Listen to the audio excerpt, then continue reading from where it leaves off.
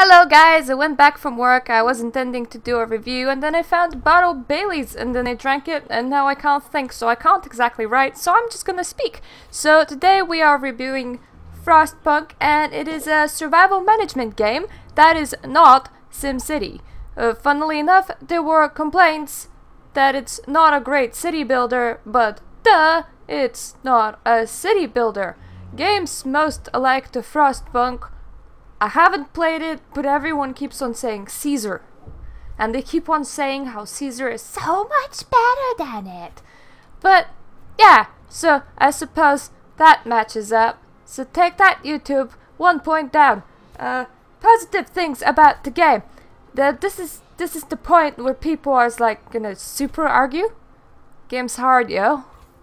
It is actually hard when you're moving through events for the first time and you do not know what is coming and you're trying to prepare for the unknown, which is the right way of doing it. It actually took me 7 hours to beat 1 out of 3 scenarios for it, and then it took me extra 3 hours to beat it right on normal difficulty. There is a difficulty slider, by the way. It's kind of hidden, but it's there. Just if you wanted to know. Other good things. It's visually, sound design, and everything very, very pleasing. I like the look. The look is good. And third, I actually really like its narrative.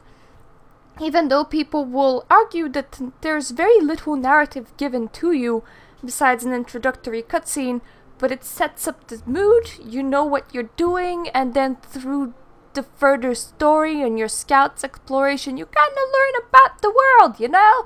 So you play the game, you learn the game, which is kind of awesome. So yeah, awesome setting, awesome story, hard, unless you're like some super brain that was like a bit it on the hardest difficulty in 2 hours, yo, what is this?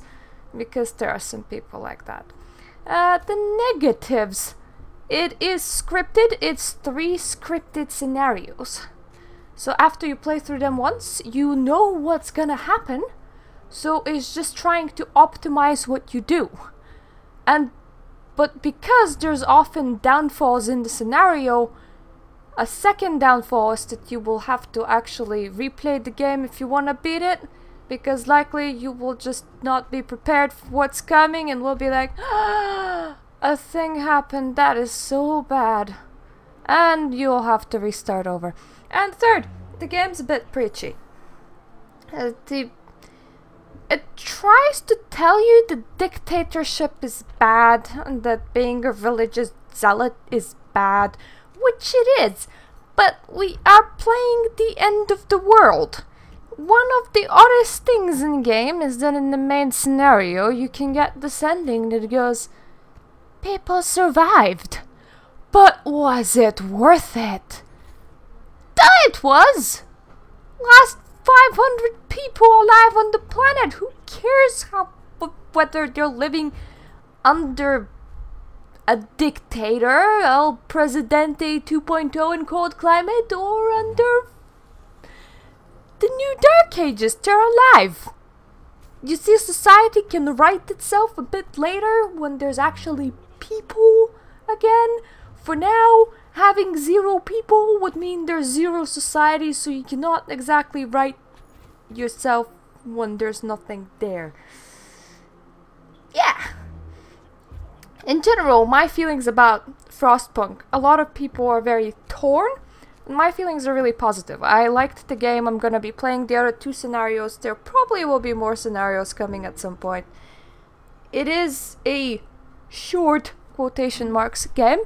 It will probably serve me for about 30 hours, which for me is enough. But some people got used to living in the sandbox era and they're like, 24 pounds for 30 hours, say what? Or they're really speedy and complete it in 10. But if you just want an experience and a nice management game that is very nice to play through once and put it down, like, I like these kind of games now that I don't have time, and Frostpunk will be very much up your alley. I give it 8 out of 10. Could be better, but it's pretty damn rad. Thank you for watching.